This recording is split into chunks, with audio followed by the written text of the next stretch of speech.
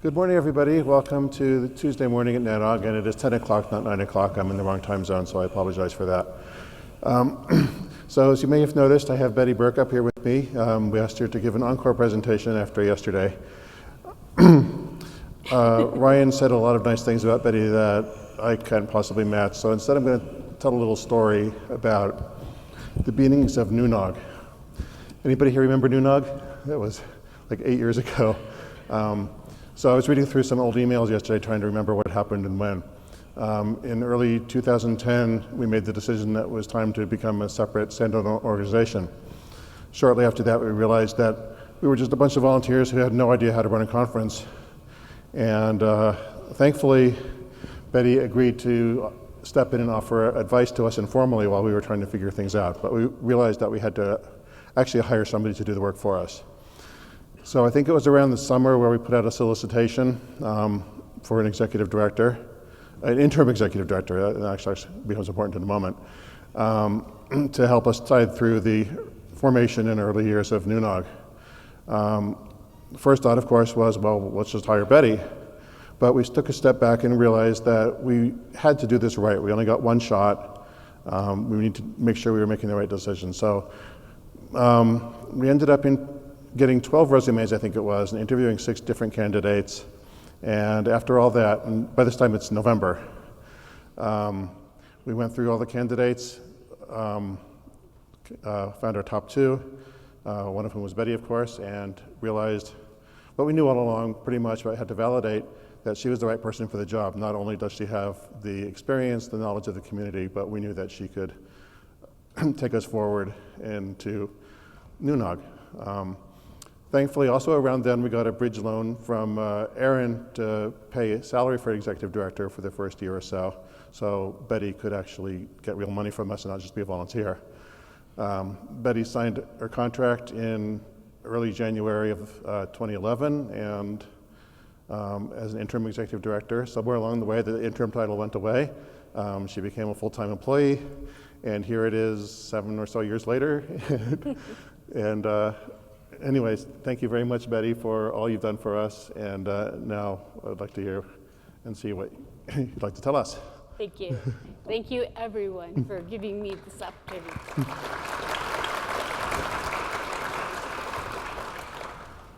So a bit about my thank you. Thank you, everyone, for the wonderful watch that I received yesterday, picture of it.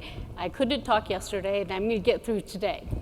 I promise, but thank you very much. I appreciate everything. So a bit about me. For those of you who know me today, you don't know how I got here. And I didn't want to give you just the technical pieces of our history, NANOG, or of the internet in particular, but myself and how I related. I don't know if you find it relevant or not. It's not a traditional NANOG talk, but it's about me. So I started at the University of Michigan Flint. The University of Michigan was a wonderful home to me, is a wonderful place today. There are 3 campuses, and I was lucky enough to work for many years on the Flint campus. And that's really where I began my collaboration work. I feel that my strongest strength in NANOG and in the community is my ability to bring people together. And I learned that at U of M Flint because it was a regional campus. And it needed to collaborate with the main campus and the other regional campus in Dearborn. And everything I learned in those early years was about building partnerships, from within the campus structure itself to working with the other universities in our local area. From building, buildings, if you will, to academic programs, onto building fiber projects within regions of the area. I was asked to come to Merit Network, where I was part of the University of Michigan, and that was also about collaboration. Eric Oberle found out that I was interested. He was the CEO, the president of Merit, at the time, and found out I was thinking of leaving my role as a technical person at U of M. And he said, well, come to work at Merit Network. I have this thing called the National Science Foundation projects, and maybe our Michigan regional network called MishNet. I don't know, you'll be happy. We'll find something for you to do. And he trusted and believed in me, and I believed in him that I would find a wonderful place to call home for a number of years at Merit. And I think that although there are a lot of people who hear about Merit in the regional network, it really is important to NANOG in lots of ways, both good and bad, but for me it was wonderful, mostly. Mm-hmm. I was also asked while I was there to join the Michigan Information Technology Center, which was the final stages, if you will, to the building infrastructure for me. As part of MITC, I had the good fortune of building fiber into an advanced Tier 3 data center and building a conference center and managing a conference center, which helped me understand what it took to not only provide for, but be a customer of hotels and conference center business, and something I was a consumer but not a provider for. So it was an interesting period of time, and it was also important in our history because it was the corporate headquarters for Merit Network and Internet 2. So I had an opportunity to work with folks in Internet 2, which is an outgrowth of many of the projects in the early days of our network. As Steve said, I was a contractor to NANOG for a number of years. NANOG, when we started, as NUNOG, we didn't have any money, but thanks to our colleagues at Aaron, they gave us some money to hire me, and then over time, it looked like it was really going to make it, so I turned from a contractor to an employee in about 2015. So NANOG now has some employees for the first time. Let me go here. The early days of networking, to me, involved a number of lease line circuits over an XZ25 network with primary and secondary communication processes. So if you really want to know about the history of all of that technology, if you visit merit.network or merit.org, merit.net, number of DNSs will take you to description of these early projects in the network. And NANOG, even nanog.org, has some of this history. My technical, I was asked yesterday, sort of, so are you just a business manager, or do you have some technical understanding of this technology? And I indicated that I feel I have enough technical background to be dangerous. Sort of like you can BS me a little bit, but not completely. The early days of my career, I was I don't know if that's the right word, but I was a 1970s graduate from high school, and I didn't see myself as being someone involved in internet technology until about 77, 72, 73, right in the 70s, and I started my CS program. Computer science was a program of engineering science, which is very typical back when. There were real strong programs for networkers at that time in many college campus environments. So I was in physics when I helped build a computer science program. And my early days of programming were BASIC. Anybody remember BASIC? QBasic? I was real good. And COBOL and Fortran. And I really thought I was moving up the scale when I learned Pascal and assembly language. My early computers were Burroughs and Amdahl, a prime computer, and moving on to IBM mainframes. Much of that work was serial and done over key punches instead of PCs, and then PCs, single drives without, or dual drives without hard drives. In many ways, it was my version of the network. We didn't know what it was going to be, what it is today. As I became a manager of that technology, I learned enough to be a manager. On the campus environment, we developed a Corvus network. We decided that connecting to the Ann Arbor campus for certain applications and business development was hard on a single device. So we developed servers and single networks, and Token Ring became a part of our industry, and we eventually moved on to Novell Networks. Anybody remember Novell? It was big. I thought I was really something. When I went to Ann Arbor, I was lucky enough to follow Elise Garrick and Bill Norton. I shared an office with Bill when I came to Ann Arbor, and I came to Ann Arbor to work on AAA, Authentication, Accounting, and Authorization Software. And that was developed, if you know, at Merit. And one of the things they hired me to do when I came to Merit was work on implementing the dial-in network for customers in Michigan.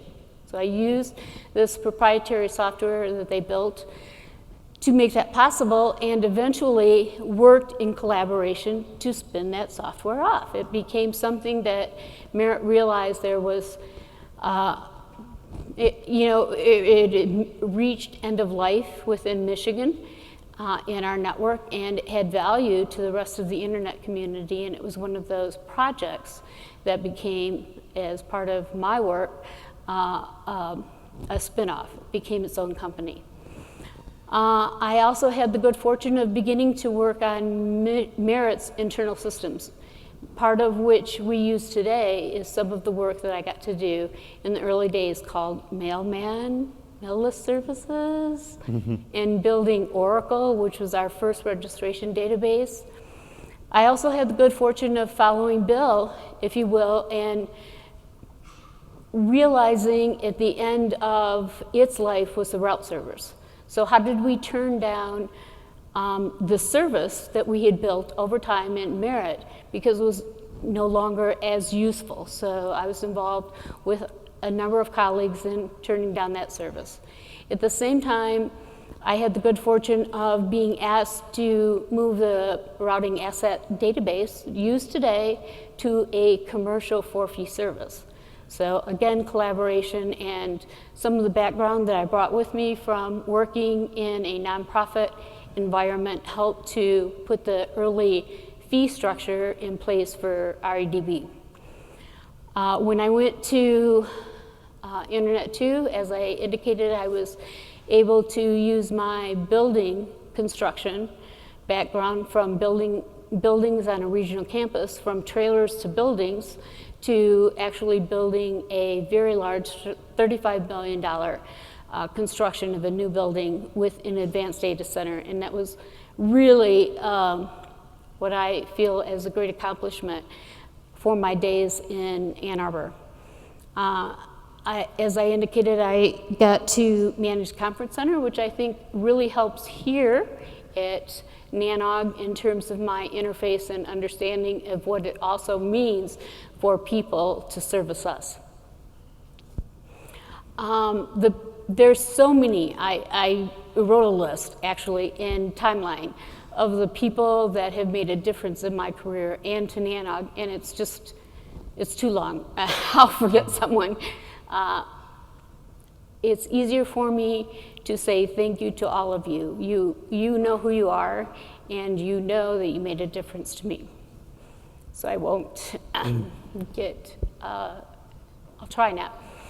I think my biggest thank you at U of M Flint is my business and accounting folks, because that's where I started in my nonprofit experience, which is important to us. Didn't happen accidentally. I had a lot of experience given to me by being in the accounting and finance area at a nonprofit university called U of M. It was great. The presidents of Merit. Over time, there were 3 that I worked for. Most importantly, Eric Opperly and its board of Merit. And actually, the second, Mike McPherson, was there at a really important time for Merit and NANOG.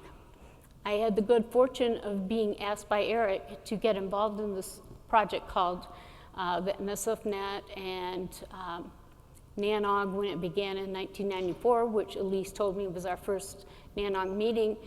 And somebody at NANOG found out that I was in charge ultimately of the work that Susan R. Harris and some others were doing, and at a NANOG meeting they came to find me. And the NANOG community said, we know you're in charge and we want more information, we want more control. And Mike McPherson and the board at Merit were able to believe in me and believe in all of you that you knew what you wanted to give some first transparency. So it was the first changes that we made to the charter of NANOG, trying to meet the needs of what NANOG was, but listening to the community that they wanted some more involvement in the process. And through that process of evolution, I like to call it, we developed a steering committee. And I went around, Steve was the first one, I said to Steve Feldman, some other folks like Marty Hannigan and Rodney Jaffe, if you're gonna speak up, you need to help. You need to volunteer to be on the steering committee. You need to volunteer to chair the program committee.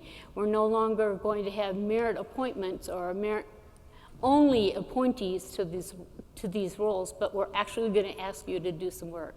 So thanks to many of them for the early work in volunteering on the steering committee and helping me help NANOG. And lots of things happened during that period of time. And again, you can go to the website. Don't quiz me on all the dates, although I have them. And in 2010, it was time for me to leave the University of Michigan. I had many jobs, many opportunities there, but it was time to leave. And at the same time, NANOG felt that it was time to, using Patrick's words, grow up and move away from home. And it's sort of, it is very meaningful. It was a good home. Merit was a great home to NANOG for a long time. It just needed to grow and make that final step and see if it was ready to go out on its own. And I was asked to come back to oversee the development and evolution of a stabilized, this new thing called NANOG that we love today, called NANOG. And thank you to the NANOG Board of Directors who believed in me and all of the early members who believed in me to go from being in a loan situation to having almost $5 million in the bank. I couldn't do that by myself. The board couldn't do that. And all of you need a thank you.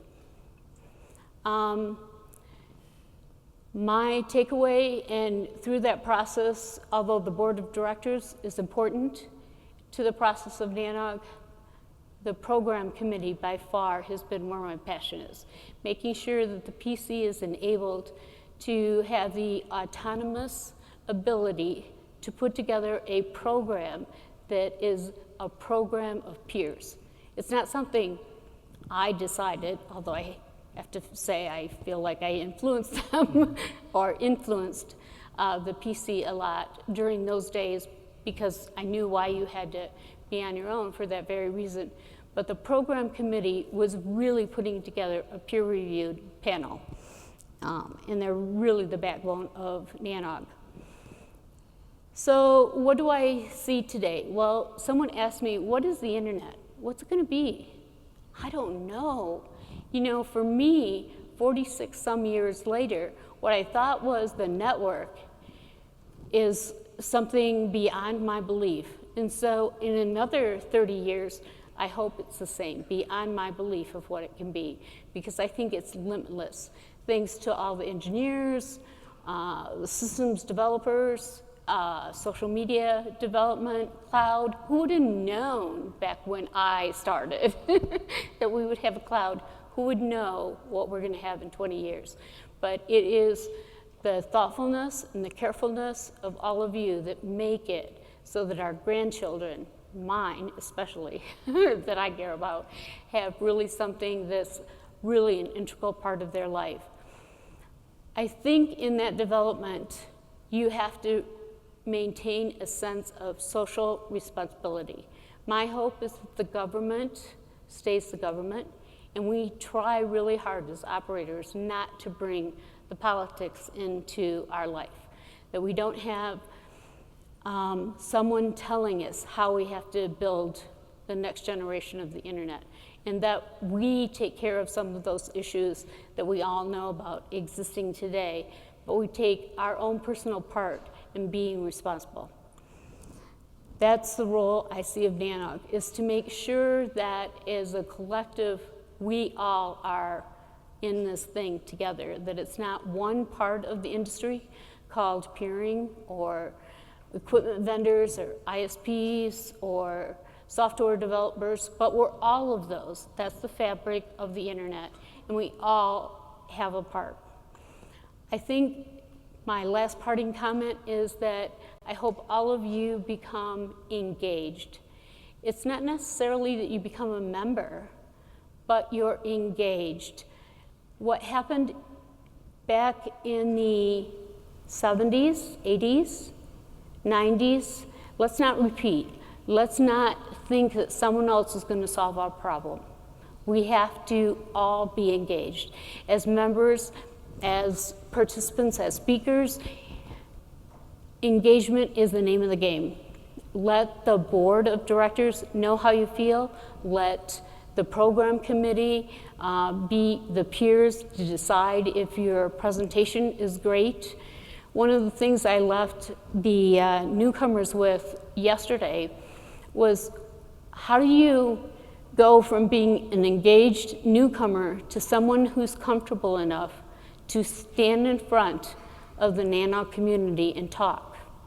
In the NANOG community, when I started, was limited to 100. It was easy to look out across this audience and speak to 100 people.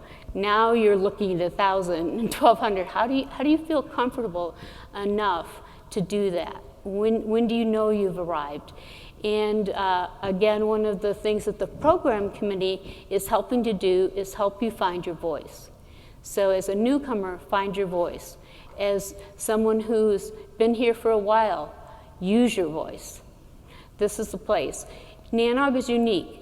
As far as I'm aware, it's one of the only places that truly is different. There's lots of conferences out there in all sorts of our industries, from a security conference to a peering conference to a local NOG, but really as something not owned by the policy registry, making registry, but in partnership with, NANOG is the place where operators of small, large companies alike can be equal partners with the board. And I hope you continue to find your voice and be engaged.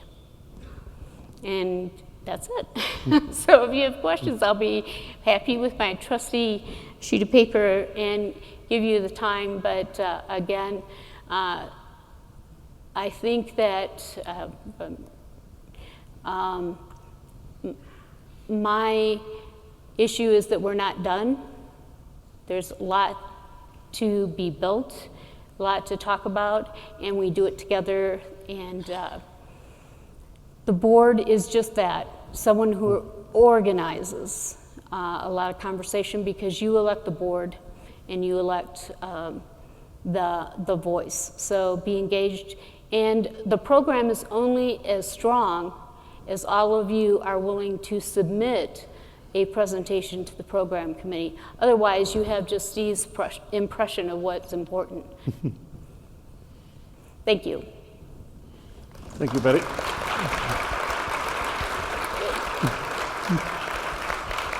All right. All right.